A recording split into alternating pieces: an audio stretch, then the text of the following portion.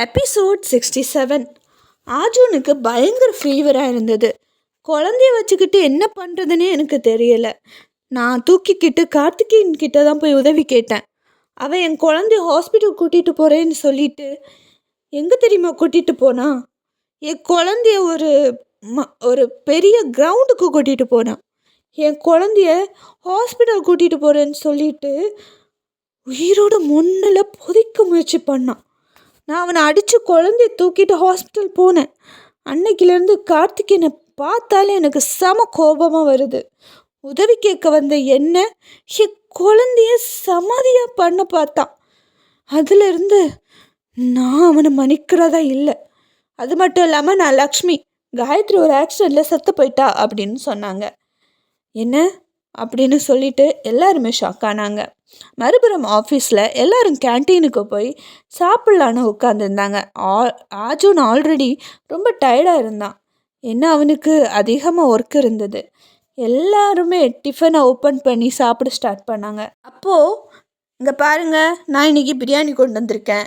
யாருமே என்கிட்ட பங்கு கேட்கக்கூடாது, கேட்டிங்க சும்மா விட மாட்டேன் அப்படின்னு ஆதி சொல்லிக்கிட்டு இருக்கும்போதே பின்னாடி வந்த சந்தோஷ் பிடுங்கி சாப்பிட்டான். இதை பார்த்து எல்லாருமே ஜாலியாக சிரிச்சிட்டு இருக்கும்போது திடீர்னு ஒருத்தர், சார் நீங்கள் இங்கே தான் இருக்கீங்களா, நமக்கு ஒரு மீட்டிங் இருக்குது, சீக்கிரமாக வாங்க அப்படின்னு சொல்லி ஆஜூனை கூட்டிகிட்டு போனான். பாவம், அவனால் சாப்பிடக்கூட முடியலை. இதை பார்த்த கௌரி ரொம்பவே கவலைப்பட ஆரம்பித்தா. அந்த நேரம், என்னடா ஓரா பேசிக்கிட்டு இருக்க, பர்த்டே பார்ட்டியில் நான் அதை செய்வேன் இதை செய்வேன்னு பெரிய இவன் மாதிரி சொன்னேன், உன்னால் எதுவுமே பண்ண முடியல, அப்போ எதுக்குடா பெருசாக பேசுனேன் அப்படின்னு செம கடுப்பாக கேட்டுக்கிட்டு இருந்தான் அரவிந்த். ஆனால் விவேக் அதெல்லாம் கண்டுக்காமல் வாட்சை பார்த்துக்கிட்டே இன்னும் 10 நிமிஷம் இருக்குது அப்படின்னு சொன்னான். அரவிந்துக்கு புரியலை. என்ன சொல்கிறேன் அப்படின்னு கேட்க, இல்லை மீட்டிங் முடிய இன்னும் 10 நிமிஷம் இருக்குன்னு சொன்னேன் அப்படின்னு விவேக் சொன்னான். மறுபுறம் லக்ஷ்மி ஒரு பெருமூச்சு விட்டாங்க. அதுக்கப்புறமா, இங்கே பாருங்கள், காயத்ரியை பற்றி தயவு செஞ்சு என்கிட்ட எதுவும் பேசாதீங்க, அவள் இறந்து போயிட்டா, அவளோட கதை முடிஞ்சிருச்சு அப்படின்னு சொன்னாங்க. இதை கேட்ட கல்பனா அவங்க கிட்ட போய், சரி விடுங்க, நடந்தது எல்லாமே நடந்துச்சு, ஆனாலும் நீங்கள் எனக்கு எப்போவுமே அக்கா மாதிரி தான், ஆஜூன் என் புள்ள, எல்லாம் ஒரே குடும்பம்தான் அப்படின்னு சொந்தம் கொண்டாடினாங்க. இதை கேட்ட லக்ஷ்மி சிரித்தாங்க. அதுக்கப்புறமா காவேரி வந்து, இதுதான் எங்கள் வாழ்க்கை, இதெல்லாம் தெரிஞ்ச பிறகும் உங்கள் பொண்ணை என் பையனுக்கு கல்யாணம் பண்ணி வைக்க நினைக்கிறீங்களா அப்படின்னு கேட்டாங்க. அதுக்கு காவேரி, இங்கே பாருங்கள், நடந்தது எல்லாமே முடிஞ்சு போச்சு, அது விதியோட விளையாட்டு, அதுக்கு நீங்கள் காரணம் இல்லையே, என் பொண்ணு உங்கள் பையனை விரும்புகிறா, நான் எப்போவுமே என் பொண்ணோட சந்தோஷத்தை தான் பார்ப்பேன் அப்படின்னு சொன்னாங்க. இதை கேட்டு லக்ஷ்மி சிரித்தாங்க. மறுபுறம் ஸ்கூலில் நிலாவுக்கு சோஷியல் பீரியட். செம போரிங் அப்படின்னு சொல்லிட்டு அரை தூக்கத்திலேயே அந்த பாடத்தை எல்லாம் கவனிச்சுக்கிட்டு இருந்தா. இதை பார்த்த ஆலியா, ஹே நிலா, உனக்கு நல்லா தூக்கம் வருது போல அப்படின்னு கேட்டா. ஆமாண்டி, இதெல்லாம் ஒரு கிளாஸா, செம போரிங் அப்படின்னு சொன்னான். சரி, உன் தூக்கம் போகிறதுக்கு என்கிட்ட ஒரு வழி இருக்குது அப்படின்னு சொல்லி போலோ முட்டாயை அவகிட்ட கொடுத்தா. அவளும் சாப்பிட்டுக்கிட்டா. 2 பேரும் சிரிச்சுக்கிட்டாங்க. அவங்க புக்கில் இருக்க பெரிய பெரிய ஆட்களை டான்ஸ் ஆடுற மாதிரியும் ஃப்ராக்கு சாரி எல்லாம் கட்டுற மாதிரியும் அவங்க அப்படியே ட்ராயிங் பண்ண ஆரம்பிச்சிட்டாங்க. இதை பார்த்து மாறி மாறி சிரித்தாங்க. டீச்சர் அதை கவனித்து, நிலா எலும்பி அப்படின்னு சொல்லி அவங்க கொஸ்டின் கேட்க நிலா முழிச்சுக்கிட்டு நின்னான். அந்த நேரம் இந்த ஸ்கூல் வேலை பார்க்குற ஒருத்தர், நிலாவை பார்க்க அவங்க அம்மா வந்திருக்காங்க அப்படின்னு சொன்னாங்க. இதை கேட்ட உடனே நிலா, அம்மா இங்கே எதுக்காக வந்தாங்க, இந்த நேரத்தில் கல்பனா ஆண்டி கூட கோவிலில் சிவா சிவா எனக்கு நல்ல புத்தியை கொடு சிவான்னு கேட்குற டைம் ஆச்சே அப்படின்னு யோசிச்சா. அதுக்கு டீச்சர், நீ என்ன கனவு கண்டுட்ருக்க, அவர் சொன்னது உனக்கு கேட்கல, உங்கள் அம்மா வந்திருக்காங்க, வெளியில் போ அப்படின்னு சொன்னாங்க. நிலாவோட மைண்ட் வாய்ஸில், அப்பாடா எப்படியோ சோஷியல் மிஸ்கிட்டேருந்து தப்பிச்சாச்சு அப்படின்னு சொல்லிட்டு ரொம்ப ஜாலியாகவே வெளியில் வந்தா. அங்கே அம்மா இல்லை, அதுக்கு பதிலாக அங்கே வேற ஒருத்தவங்க உட்காந்துட்டாங்க. அவங்கள பார்த்த உடனே, யார் இவங்க, எதுக்கு என்னோடய அம்மான்னு சொல்லி இங்கே வந்து உட்காந்துட்ருக்காங்க அப்படின்னு அவள் யோசிச்சா. மறுபுறம் ஆஃபீஸில் மணி 3. மீட்டிங் முடிஞ்சு ரொம்ப டயர்டாக கேபினுக்கு வந்தான் அர்ஜுன். அவனை பார்த்த உடனே, என்ன மச்சான், மீட்டிங்கெல்லாம் முடிச்சுட்டு வந்துட்ட போல, சரி வா சாப்பிட்லாம் அப்படின்னு சந்துரு கூப்பிட்டான். இல்லை மச்சான், இப்போ தான் மீட்டிங் முடிச்சுட்டு வந்திருக்கேன், இனி கொஞ்சம் ஒர்க் இருக்குது, எனக்கு பசிக்கலை அப்படின்னு சொன்னான். இதை கேட்ட சந்துரு, உனக்கு பசிக்கலை ஓகே, ஆனால் எங்களுக்கு பசிக்குதே அப்படின்னு சொன்ன உடனே அர்ஜுன் ஷாக் ஆகி, என்னடா சொல்கிறீங்க, நீங்கள் சாப்பிடலையா அப்படின்னு கேட்க, நீ இல்லாமல் நாங்கள் எப்படா சாப்பிட்ருக்கோம், வாடாடே அப்படின்னு கூப்பிட்டாங்க. இதை கேட்ட அர்ஜுனுக்கு ஒரு மாதிரியாக இருந்துச்சு. சரி, ரொம்ப ஃபீல் பண்ணாத, வா சாப்பிட்லாம், டே ரொம்ப பசிக்குதுடா ப்ளீஸ்டா அப்படின்னு கெஞ்சவே ஆரம்பிச்சிட்டாங்க. அதுக்கப்புறமா கேபினுக்கு போய் அர்ஜுன், கௌரி, சந்துரு, சந்தோஷ், ஆதி, விஜய் அப்படின்னு எல்லாரும் ஒன்றா சேர்ந்து செம்ம ஜாலியாக ஃபன் பண்ணிக்கிட்டே ஜாலியாக சாப்பாடு சாப்பிட ஆரம்பித்தாங்க. மறுபுறம் நிலா பார்த்து உடனே ஷீலா பயங்கரமாக ஹாப்பியாகி, நிலா எப்படிடா இருக்க, பரவாயில்லையே, உனக்கு ஏற்ற பேர் தான், ரொம்ப க்யூட்டாக இருக்கியே அப்படின்னு சொன்னாங்க.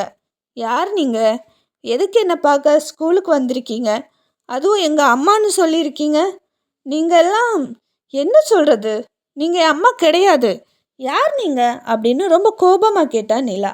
அதுக்கு ஷீலா, அப்படியெல்லாம் இல்லைம்மா, நான் தான் உன்னோட நிஜமான அம்மா, நீ நீ என்னோட குழந்த, சில பிரச்சனைகளால் நான் உனக்கு அது ஓகே, உன் உயிருக்கு ஆபத்து இருந்தது, அதனால் நான் உன்னை குப்பை தொட்டியில் போட்டுட்டு போயிட்டேன், அந்த நேரம் தான் அந்த பையன் உன்னை தூக்கிட்டு போயிட்டான், அவன் உன்னை நல்லா பார்த்துக்கிட்டான், நான் இல்லைன்னு சொல்லலை, ஆனால் இப்போது எனக்கு நீ வேணும்மா, என்னதான் அந்த பையன் உன்னை நல்லா பார்த்துக்கிட்டாலும் உன்னை நினச்சி நான் கவலைப்படாத நாளே இல்லை, உன்னை நான் கண்காணிச்சிக்கிட்டே இருந்தேன், நிஜமாவே எனக்கு இப்போ நீ வேணும்மா, நீ இல்லாமல் என்னால் வாழ முடியாது, அம்மா கிட்ட வந்துரு அப்படின்னு சொன்னாங்க.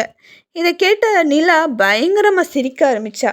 அதுக்கப்புறமா, இங்கே பாருங்க ஆண்டி, நீங்கள் ரொம்ப நல்லா கதை சொல்கிறீங்க, உங்கள் கதையெல்லாம் கேட்டுட்டு ஒன்று பண்ணுங்களேன், உங்கள் கதையை சினிமா டைரக்டர்கிட்ட கொடுத்தீங்கன்னா அது ஒரு நல்ல படமாக வெளியில் வரும், என்ன ஆளை விடுங்க, உங்கள் கதைக்கெல்லாம் வசப்படுற ஆள் நான் கிடையாது அப்படின்னு சொல்லிட்டு கிளாஸுக்கு ஓடி போனான் நிலா. மறுபுறம், நீ என்னமோ பெருசாக சொன்ன, பர்த்டே பார்ட்டியில் நான் அப்படி பண்ணிடுவேன் இப்படி பண்ணிடுவேன், பாரு அர்ஜுன் ரொம்ப நல்லா தானே இருக்கான், அவனுக்கு ஏதாவது பண்ணுவேன்னு பார்த்தா அவனுக்கு எதுவுமே ஆகலையே, நீ என்ன தான் பண்ணணும்னு நினச்ச அப்படின்னு ரொம்ப கோபமாக மறுபடியும் கேட்டான் அரவிந்த். இதை கேட்ட விவேக் ஒரு மெடிசனை காமிச்சு, நான் என்ன சும்மா இருந்தேன்னு நினச்சியா, இது என்ன மெடிசன் உனக்கு தெரியுமா, இதை நான் அவனுக்கு கொடுத்துருக்கேன், இது கொஞ்சம் கொஞ்சமாக அவனை முடிச்சிடும், அவன் நிறைய வாந்தி எடுப்பான், கொஞ்சம் கொஞ்சமாக படுக்க இடுவான், ஆனால் அந்த மருந்தோட வேலை செய்யப்படுறதுக்கு கொஞ்சம் டைம் ஆகும், இந்த மாத்திரையை யாருக்கும் தெரியாமல் அந்த கேக்கில் நான் வச்சுட்டேன், இனி அர்ஜுன் கொஞ்சம் கொஞ்சமாக மேலே போயிடுவான் அப்படின்னு சொல்லவும், நான் அந்த கேக்கை மாற்றிட்டேன் அப்படின்னு ஒரு சத்தம் கேட்டுச்சு. 2 பேரும் திரும்பி பார்த்தாங்க. அர்ஜுன் நின்றுட்டு இருந்தான். அவனை சற்றும் எதிர்பார்க்காத 2 பேரும் பயங்கரமாக ஷாக் ஆகி அவனை பார்த்தாங்க. அதே நேரம் மற்ற ஃப்ரெண்ட்ஸ் எல்லாருமே ஜாலியாக ஜூஸ் சாப்பிட்டுக்கிட்டு இருந்தாங்க. அப்போ விஜய் டான்ஸ் ஆடுற பேரில் கௌரியோட கையில் இருந்த ஜூஸை தட்டி விட்டுட்டான். ஜூஸ் கீழே விழுந்தது. எரும மாட, கண்ணு தெரியாது அப்படின்னு கௌரி திட்டிக்கிட்டு இருந்தா. ஜூஸ் கொட்டின இடத்த எல்லாருமே ரொம்ப சாதாரணமானதான் பார்த்தாங்க. ஆனால் சந்தோஷ் கண்ணுக்கு என்ன தெரிஞ்சிருன்னு தெரியல, அவன் ரொம்பவே பயந்து போய் அலற ஆரம்பித்தான். அந்த ஜூஸ் அவன் கண்ணுக்கு மட்டும் ரத்தமாக தெரிய ஆரம்பிச்சது. அவன் ரொம்பவே பயந்து போய் ஒரு குழந்தை மாதிரி அவன் அழ ஆரம்பிச்சிட்டான். அப்போது, ஹேய் என்னாச்சு சந்தோஷ், என்னாச்சு, ஆர் யூ ஓகே அப்படின்னு கேட்க, ஒரு பொம்பளை அழுகிற சத்தமும் கத்துற சத்தமும் அவனுக்கு ஃப்ளாஷ்பேக்காக வந்து போச்சு. ஏதோ ஒரு இடத்துல ஒரு சின்ன பையன் கண்ணு முன்னாடி ஏதோ ஒரு பொம்பளைய வெட்டி சாகடிக்கிற மாதிரியெல்லாம் அந்த பையனுக்கு ஃப்ளாஷஸ் வந்துட்டு போச்சு. கிளாஸ் கீழே போட்டுட்டு, அம்மா அம்மா என் அம்மாவை காப்பாற்றுங்க காப்பாற்றுங்க அப்படின்னு அவன் திருப்பி திருப்பி சொல்ல ஆரம்பித்தான். சந்தோஷ், என்னாச்சு, ஆர் யூ ஓகே அப்படின்னு கௌரி கேட்க, கௌரி அம்மா அம்மா அப்படின்னு சொன்னான். இதுக்கு கௌரிக்கு என்ன சொல்கிறதுனே தெரில. கௌரி சந்தோஷை சமாதானப்படுத்த முயற்சி பண்ணான்.